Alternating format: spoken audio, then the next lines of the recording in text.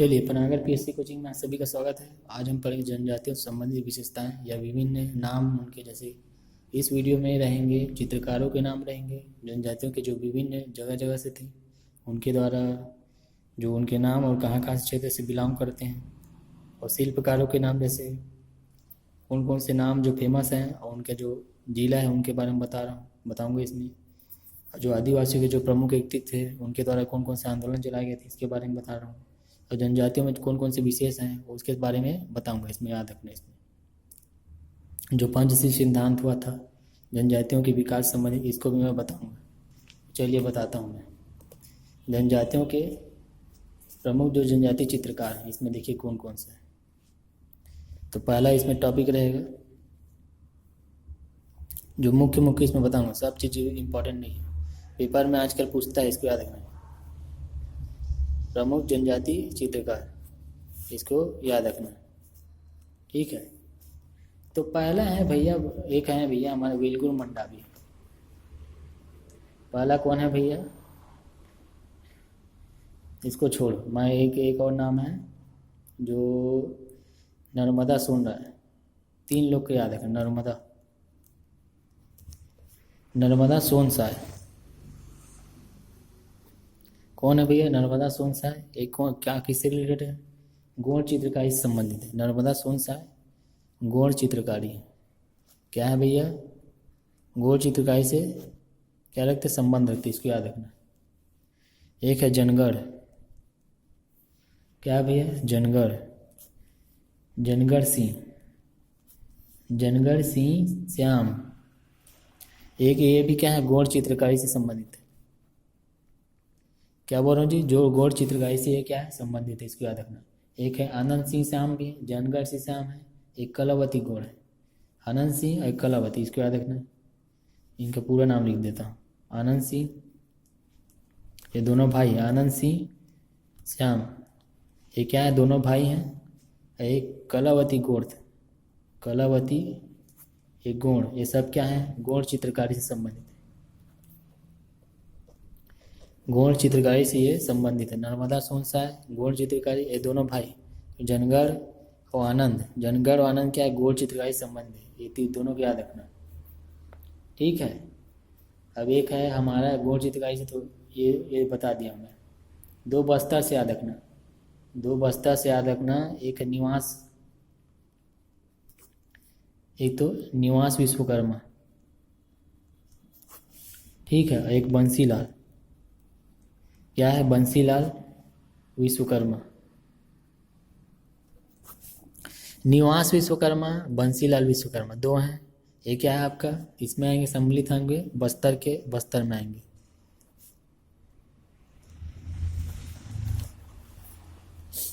बस्तर के निवासी थे इन लोग, और वहीं इनका जो क्या है, जो कला उला, इनका जो एक संस्थान भी थी बस्तर में। क्या था, मतलब डिजाइन आकृति किसी भी शेप में बनाने का इन लोग क्या था, वहीं पर संस्था था। मतलब संस्था के अंतर्गत इन लोग क्या करते, दोनों क्या करते, कार्य करते थे। संस्था के अंतर्गत इन लोग दोनों क्या करते थे, बस्तर के क्षेत्र के अंतर्गत कार्य करते थे। निवास विश्वकर्मा और बंसीलाल विश्वकर्मा, ठीक है। एक जनगढ़ और आनंद दोनों भी एक गौड़ चित्रकारी से, ये आपका ये भी बस्तर तरफ फेमस ज़्यादा। खैर ये गौड़ों का जो चित्र उन लोग का, जो इन लोग के फेमस इन लोग की है, जनगढ़ और आनंद, और ये नर्मदा सोनसाय, ऐसी ओनली जो गौड़ों का चित्रकार वही बनाते हैं। गौड़ों का जो जैसा भी उन लोग का पहले के ज़माने से चले आ रहे उसको बनाते हैं। अब एक है वेलगुर मंडावी।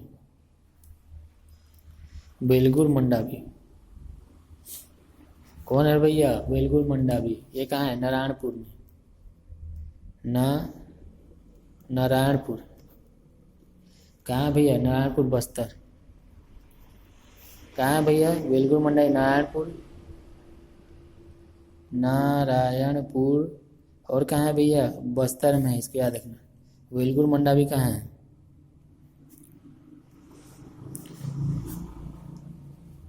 नारायणपुर और बस्तर में, याद रखना। वेलगुर मंडावी कहाँ है, नारायणपुर और बस्तर में, इसको आप याद रखना, दिमाग में बैठा लेना, ठीक है। आइए चलिए बताता हूँ इसमें। अब अगला बता रहा हूँ खेमदास वैष्णव को याद रखना। कौन है, खेमदास वैष्णव जी। ये कौन थे भाई? खेमदास वैष्णव आपका दंतेवाड़ा से थे। इनसे थे भैया दंतेवाड़ा से खेमदास वैष्णव जी थे, इनको भी याद रखना। वैष्णव कहाँ से थे? दंतेवाड़ा से। मंडावी कहाँ से? नारायणपुर से। ये याद रखना, इसको पूछता है भाई। ये सब जनजाति चित्रकार है, कहाँ कहाँ से उनका जगह का नाम बता। वो एक वनमाली, वो पूछे कि मत पूछे, मैं बता दे रहा हूँ। वनमाली नेताम, ये कहाँ से थे? कांकेर के से। कहाँ से जी थे? कांकेर बन सागर। कहाँ से जी थी? कांकेर का बन सागर जगह का नाम है कांकेर का। अभी जाओगे, कांकेर क्या है? हमारा जिला है। वहाँ से वनमाली कौन थे? वनमाली नेताम नाम का व्यक्ति था, उसको कितने उल्लेख किया गया? इसी कांकेर में का निवासी था और जनजातीय चित्रकारी करता था। ठीक है, और जो कांकेर में भी वन है तो इससे याद रखना वनमाली नेताम। नेताम वैष्णव का है दंतेवाड़ा के संबंधित रखते हैं, इसमें याद रखना। एक है सुरेश विश्वकर्मा, इसको यहीं पर लिख देता हूँ, चलो छोड़ो, यही लिख देता हूँ। एक सुरेश नाम का थे, सुरेश विश्वकर्मा। ये भी कहाँ से थे? बस्तर से थे। कहाँ से थे? बस्तर से। ये तीनों भाई थे, क्या थे पता नहीं, इसको याद करके आप लोग देखना। सुरेश विश्वकर्मा आपका कहाँ के थे? ये जगदलपुर।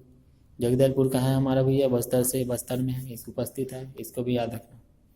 देख लो एक बार, सब चीज़ लिख दिया हूँ मैं। नर्मदा सुन रहा है गोड़। जनगढ़ और आनंद कहाँ से थे? गोड़ चित्रकारी। तीनों गोड़ से थे, तीनों क्या है? गोड़ चित्रकारी से संबंधित है। सुरेश विश्वकर्मा निवास और बंसीला, जितने भी विश्वकर्मा है आपका बस्तर वाले इलाके से। ये सुरेश बस ये जगदलपुर देखा था देखने के लिए, निवास बस्तर। और बंसीलाल कहाँ? सुरेश और बंसीलाल कहाँ निवास करते? बस्तर में। सब ये याद रखना। एक बिल्कुल मंडा भी था नारायणपुर। खेमदास वैष्णव था दंतेवाड़ा।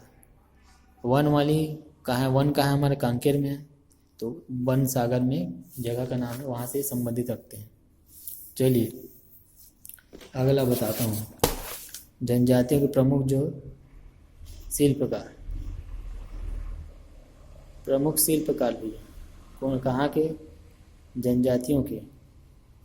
जनजातियों के क्या होंगे? प्रमुख शिल्पकार, इनका नाम बताता हूँ। तो कहाँ कहाँ का इनका जो ये मतलब थे, कहाँ कहाँ के निवासी थे, और जो हमारे छत्तीसगढ़ में वर्तमान फेमस है, जो अभी मैं डोकरा कला एक वीडियो डाला हूँ।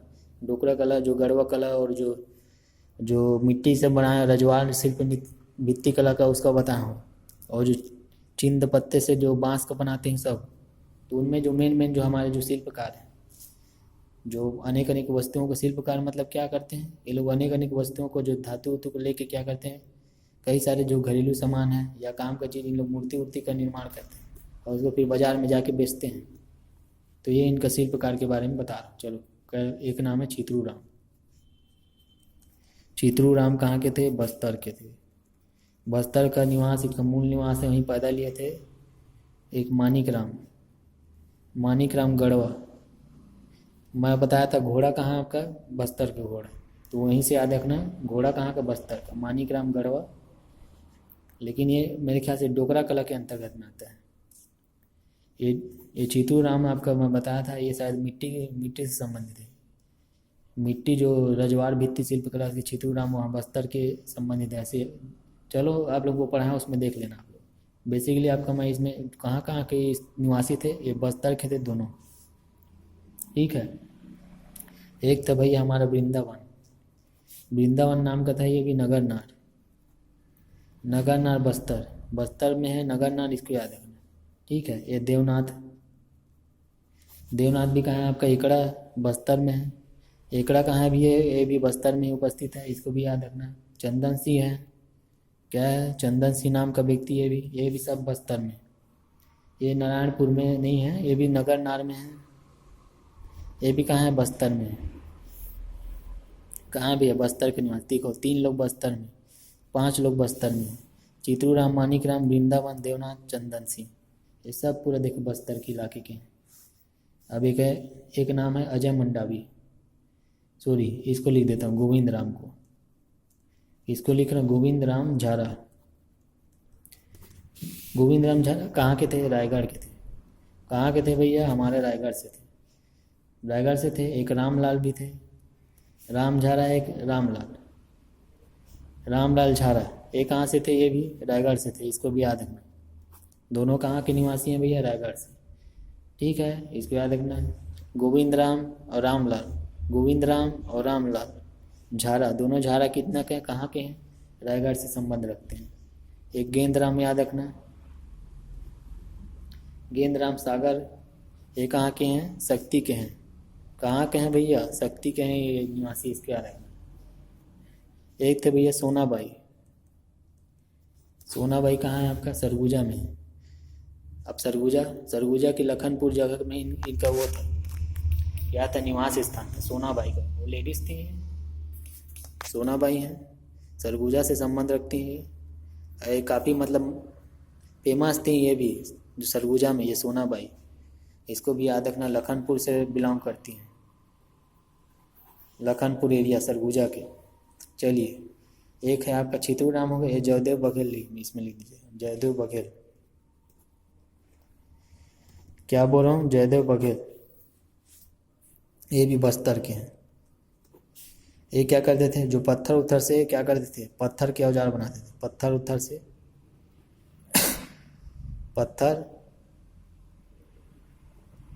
पत्थर और शिल्पकला, ये दोनों, पत्थर से शिल्पकला या क्या बोल, पाषाण का जो शिल्पकला बोल सकते हैं आप उसको।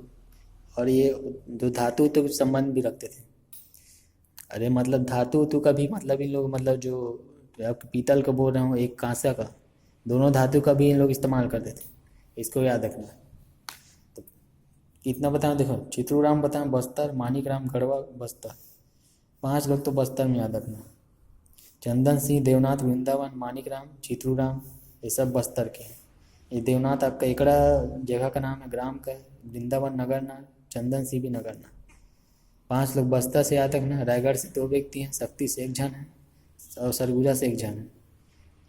और बस्तर में एक और शामिल कर लेना, छठवा 6 लोग, ये जयदेव बघेल भी आपका बस्तर से। अब सभी ऐसा नहीं कि एक ही कला से निर्मित थे, सब लोग अलग अलग कार्य करते थे। मैं स्थान बता दिया हूँ। अब ये नहीं कि ये सभी जो भी हैं जितना भी एक ही कला को इस्तेमाल, कोई डोकरा कला इस्तेमाल कर रहा है तो कोई वो धातु कला का इस्तेमाल कर रहा है, कोई इसमें ऐसा नहीं एक ही चीज़ को नहीं इस्तेमाल कर, सब अलग अलग अपना अपना शिल्पकार अलग अलग क्षेत्र के हैं, निवासी भले ही मिलता जुलता है। चलो फिर आगे इसमें का और बताता हूँ। इसमें जो आदिवासी व्यक्ति के बारे में इसमें बताता हूँ, कौन कौन से इसमें अभी शामिल थे। तो ये देखिए प्रमुख आदिवासी व्यक्ति तो कौन कौन शामिल थे इसमें अभी बताते चलते हैं, नहीं तो फिर ऐसे में आपको दिक्कत जाएगा, फिर बताऊंगा फिर लिखूंगा फिर उसमें समय ज़्यादा लगेगा। तो मैं लिख देता हूँ कहाँ का निवासी था, उसके बारे में थोड़ा मैं बता दूँ कि है क्या चीज़ ऐसे भाई। तो पहला नाम याद रखना, गुंडाधुर। कौन था भैया, गुंडाधुर। तो ये कहाँ का थे भैया हमारा, ये जनजाति को धुरवा जनजाति का थे। गुंडा लोग कहाँ रहते, धुरवा में रहते हैं, मतलब गुंडा धुरे में ज़्यादा रहते हैं, तो धुरवा से आते हैं गुंडाधुर। ये नेता था भैया। नेता कहाँ का था, भूमिकाल जब विद्रोह हुआ था, कहाँ का, ये बस्तर वाले इलाके में हुआ था भूमिकाल विद्रोह। भूमिकाल विद्रोह हुआ था 1910 में, तो उसका नेता था भूमिकाल विद्रोह का क्या था, ये नेता था, इसको याद रखना। सेकंड नंबर में देखिए गेंद सिंह था, एक गेंद सिंह नाम का व्यक्ति था। ये कौन से क्षेत्र में था, ये कौन, अबुझमाड़ था, अबुझमाड़िया जनजाति का था गेंद सिंह। ये कहाँ का था, निवासी था पलरकोट का। पलरकोट में क्या हुआ, इसी समय विद्रोह हुआ। पलरकोट में क्या हुआ भैया, विद्रोह हुआ 1824 से 25 के बीच में क्या हुआ, विद्रोह हुआ, इसको याद रखना। 1824 के 25 में क्या हुआ, पलरकोट का विद्रोह हुआ। ये गेंद सिंह के नेतृत्व का ये नेता था। और अबुझमाड़िया था खुद जनजाति, ये जनजाति है भैया, जनजाति का लिख दे नाम इसमें। गुंडाधुर क्या था, धुरवा था। एक गहिरा गुरु था, लेकिन उसके पहले मैं चेंद्रू मंडावी को बता रहा हूँ। चेंद्रू मंडावी ये कौन थे भैया। अब चेंद्रू मंडावी ये माड़िया से थे। कहाँ से थे भैया, माड़िया से ये बिलोंग करते थे, माड़िया से। तो टाइगर किड के रूप में ये विख्यात थे, इनको टाइगर किड के रूप में विख्यात, मतलब चेंद्रू मंडावी माड़िया जनजाति आपका डंडावी माड़िया वाला जो बस्तर वा के रीजन की तरफ नीचे तरफ वाले एरिया में आते हैं। जैसे कि ये नारायणपुर से संबंधित रखते हैं, और कहाँ से, नारायणपुर से भी आप लोग संबंधित रखते हैं। इसको याद और डिटेल में आप लोग पढ़ सकते हैं, अगर इसका जनजाति वाला बुक मिलेगा तो इसमें। नारायणपुर के गढ़ बेगाल, गढ़ बेगाल से क्या करते हैं, संबंधित रखते हैं, इसको याद रखना। टाइगर किड के रूप से विख्यात है, टाइगर, इसको लिख देता हूँ टाइगर किड, किड के रूप में क्या विख्यात है। ये कौन भैया, यही टाइगर किड, फेदरू मंडावी। ठीक है, चलिए एक चौथे नंबर में ये ताना सिंह, कौन है भैया, ताना सिंह भगत। ताना सिंह भगत कौन है, उराव जी हैं। ताना सिंह भगत कौन है, उराव है। 1914 में जनजातियों के जो नेतृत्व के लिए क्या किए थे, बहुत चर्चित थी। उराव थे कौन, ताना भगत। तो 1914 में इसने क्या किया, जो जनजातियों का कुशल नेतृत्व किया था। बस नेता थे, इसको याद रखना। जनजाति लोग का कुछ विद्रोह हुआ था ना, तो उसमें ताना सिंह भगत जो था, उन लोग की मदद किए थे। उराव जनजाति के संबंधित रखते हैं, इसको याद रखना। एक है भैया हमारा बिरसा मुंडा। अब गोंड का बता रहा हूँ, थोड़ा बता ही दे रहा हूँ, क्योंकि ये बिरसा मुंडा हमारा जो छत्तीसगढ़ का नहीं है, लेकिन बता देता हूँ, ये मुंडा का है। बिरसा मुंडा 1895 विद्रोह हुआ था, ये 1895 विद्रोह के नेता थे। ये लगभग बिरसा मुंडा ये लगभग 1899 के आसपास वाले क्षेत्र में पहुंच जाएगा। साल जो ईयर है, ये छोटा नागपुर क्षेत्र में, जब जो रांची का अभी जगह है, जो झारखंड का अभी पूरा एरिया है, पूरा झारखंड आप देखोगे तो पूरा छोटा नागपुर पठार उसमें सम्मिलित है। तो उसी छोटा नागपुर पठार क्षेत्र में क्या थी, ये मुंडा क्या था, वहीं का निवासी था। तो उसी का प्रभाव हमको हमारे छत्तीसगढ़ में थोड़ा बहुत मिलता है। लेकिन ये मुंडा जो जनजाति है, वहीं के आए हैं हम लोग के छत्तीसगढ़ में, अभी सरगुजा तरफ ये संभाग में उत्तर में निवास करते हैं। ठीक है, इसको याद रखना। कहाँ निवास करते हैं, सरगुजा तरफ उत्तर वाले हिस्से में क्या करते हैं, निवास करते हैं। अभी चेंद्रू मंडावी का भी मैं बताऊँ, ये माड़िया जनजाति है, दंडावी माड़िया, जैसे अभी इसमें बस्तर के वाले क्षेत्र में ये वहाँ मिलते हैं, नारायणपुर वाला जो जिला है अभी वहाँ। तो टाइगर किड के रूप में विख्यात है, इसको याद रखना, वहीं नारायणपुर में। गेंद सिंह क्या बताया मैं, अबूझ माने जो पलरकोट का विद्रोह हुआ था 1824 से 25 में, इसको याद रखना। गुंडादुर क्या है, नेता बने थे 1910 में, जब भूमि काल विद्रोह हुआ था। तो भूमि का गुंडा कौन है, गुंडादुर। ठीक है, इसको याद रखना। ये दुर्वा जनजाति से संबंधित रखते हैं। एक है भैया रानी दुर्गावती, छठवें नंबर का आना, रानी दुर्गावती। अब रानी दुर्गावती कौन है, रानी दुर्गावती एक गोंड है, एक क्या है, गोंड जनजाति से संबंध रखती थी। तो ये हम लोग हमारे छत्तीसगढ़ का हिस्सा नहीं है। ये जब गोंडवाना जब हुआ था ना, गोंडवाना का युद्ध हुआ था, तो वहाँ का नेता थी। गोंडवाना का जब युद्ध हुआ था, उसमें क्या कि महिला शासिका थी, महिला शासक के रूप में क्या थी, बैठी थी गद्दी पर उसी टाइम में। तो इन लोग का शायद मुगल लोग के साथ कुछ युद्ध हुआ था रानी दुर्गावती का, जब सल्तनत काल चल रहा था ना उस टाइम में, सफल नेतृत्व इनके द्वारा किया गया था। ये बेसिकली मुझे लग रहा है अलाउद्दीन खिलजी के टाइम में जब आए थे, तब उन्हीं के टाइम का है। चलो, इसमें एक है महेंद्र कर्मा, महेंद्र कर्मा का नाम बताता हूँ इसमें। तो महेंद्र कर्मा को देखोगे आप लोग, जो इनका जो इसमें सम्मिलित थे, इसमें 2013 में जो ये एक आतंकी हमला हुआ था 2013 में, जो सुकमा तरफ जो कोंटा जिले दक्षिण वाली इलाके छत्तीसगढ़ की, तो आतंकी हमला के द्वारा ये क्या, इनकी मौत हो गई थी महेंद्र कर्मा का। कई सारे इसके साथ दिग्गज नेता थे, उनका जो 2013 में नक्सली हमला में इनमें शहीद हो गए थे। तो इनका एक वाक्य था, 2005 में इन लोग शुरुआत की थी का आंदोलन, सलवा जुडूम नाम का आंदोलन इनके द्वारा किया गया था। इनकी शुरुआत की, इनका मतलब क्या है, शांति की ओर लौटो, शांति की ओर लौटो। इसके क्या की शुरुआत की गई, इसको याद रखना। ठीक है, 2005 में इसको शुरू किया गया था। कब शुरू किया भैया, 2005 में शुरू किया गया था। कौन किया गया था, महेंद्र कर्मा के द्वारा किया गया था। ये इसका शहीद कहाँ हुआ था भैया, इधर सुकमा तरफ छत्तीसगढ़ के, जब नक्सली हमला हुआ 2013 में, क्या हुआ, इसकी मौत हो गई, इसको याद रखना। इसके साथ और भी कई सारे नेता थे। ठीक है, वो तेंदुपत्ता भी जो समर्थन मूल्य दिया जाता है भारत के लेवल में, इसी के नाम पर दिया जाता है। तेंदुपत्ता में अभी ज़्यादा देखोगे, अभी समर्थन मिलता है अभी। ठीक है, जब योजना वाला जब पढ़ाऊँगा उसमें सब आएगा, भी सम्मिलित होगा उसमें। चलो ये हो गया कंप्लीट। देख लो इसमें कहाँ कहाँ के निवासी हैं इन लोग, जो प्रमुख थे जनजातियों से रिलेटेड है, ये सभी इसमें बता दिए, काम का चीज़ इसमें बता दिए। अब एक है जो जो परंपरागत हमारे लोकगीतकार हैं, इसके बारे में बता देता हूँ। अब परंपरागत जो लोकगीतकार हैं, लोकगीतकार मतलब पुराने टाइम से चले आ रहे हैं, जो अपने कला संस्कृति को मतलब जगाए हुए रखे हैं। पहले पुराने ज़माने के जो गीत गायन इन लोग करते थे, तो उसके गीतकार कौन कौन है इसको मैं बता देता हूँ। कौन कौन से इन लोग कला से जो अलग अलग टाइप का गीत उद गाते हैं। तो देखिए, तो बसदेवा नाम का व्यक्ति था एक, देवार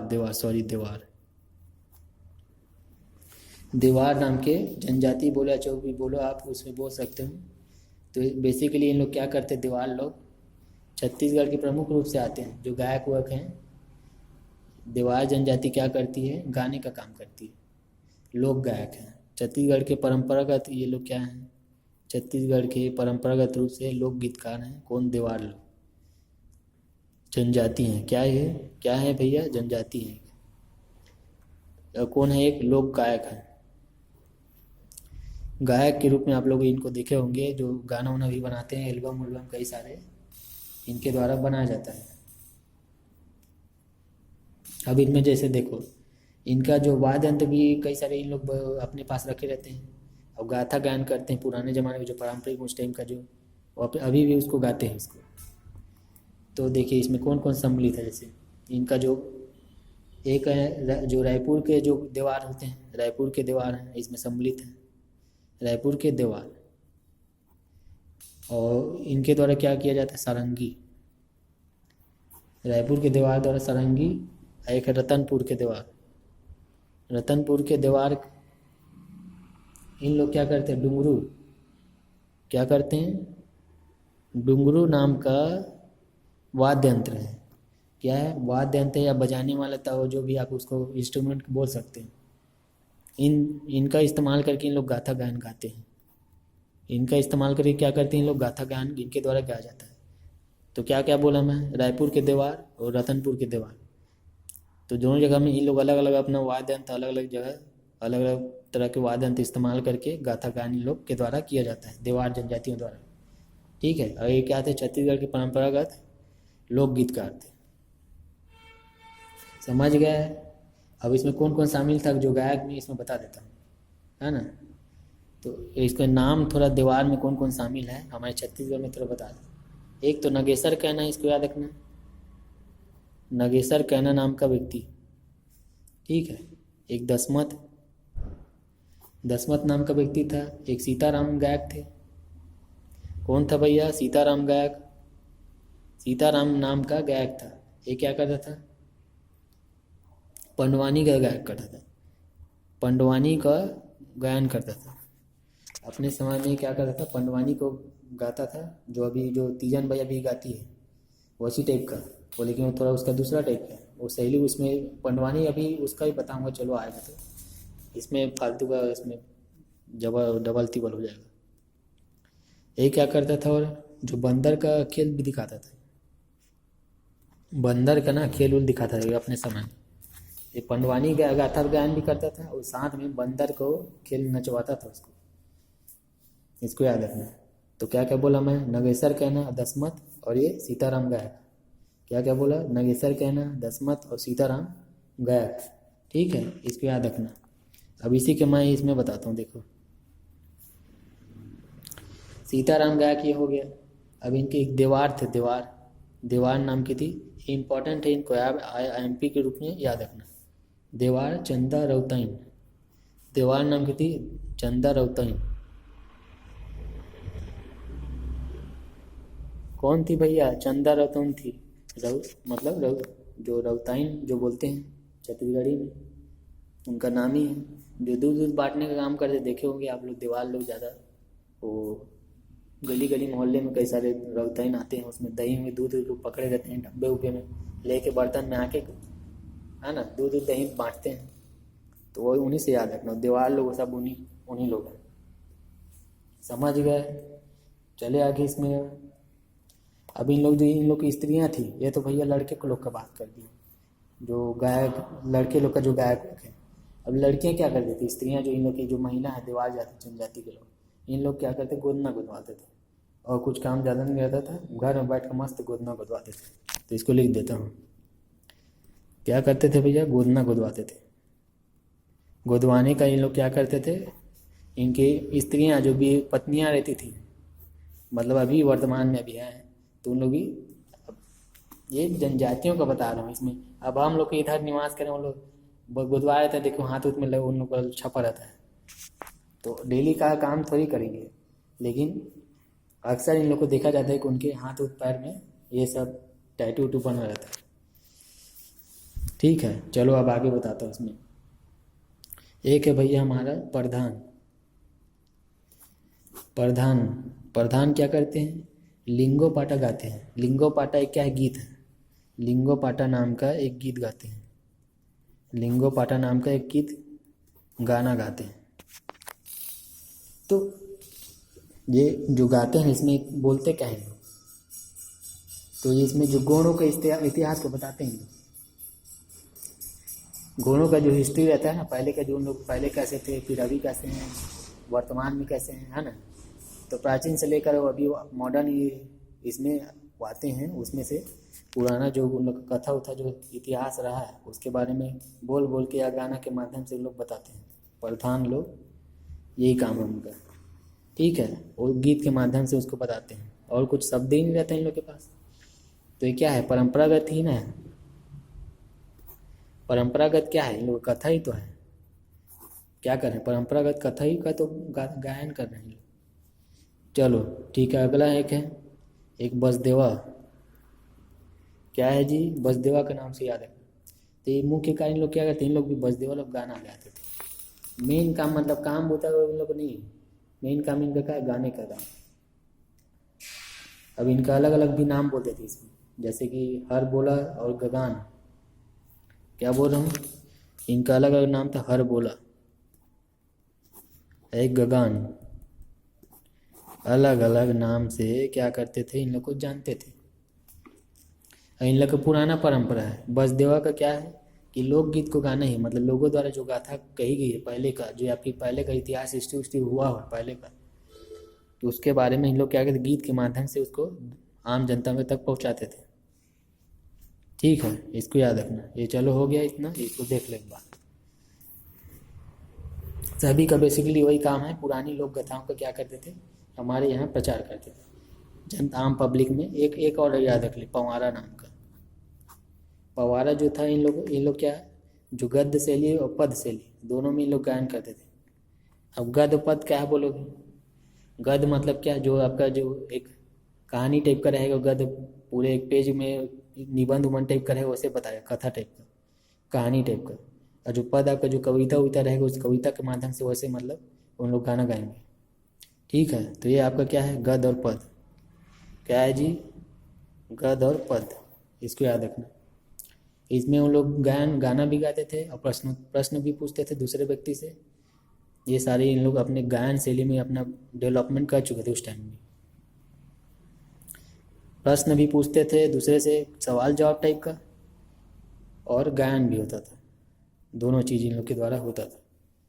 आप लोग देखे होंगे कई सारे जो लोक कला होता है, तो उसमें उन लोग से क्वेश्चन किया जाता है, एक दूसरे से थोड़ा लड़ाई बहस वहस टाइप का होता है, फिर गाना भी गाते हैं साथ में।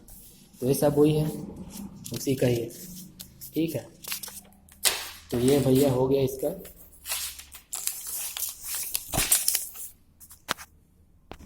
तो चलिए अब इसका मैं आगे इसको बता देता हूँ। जनजातियों के जो विकास संबंधी एक पंचशील समझौता हुआ था।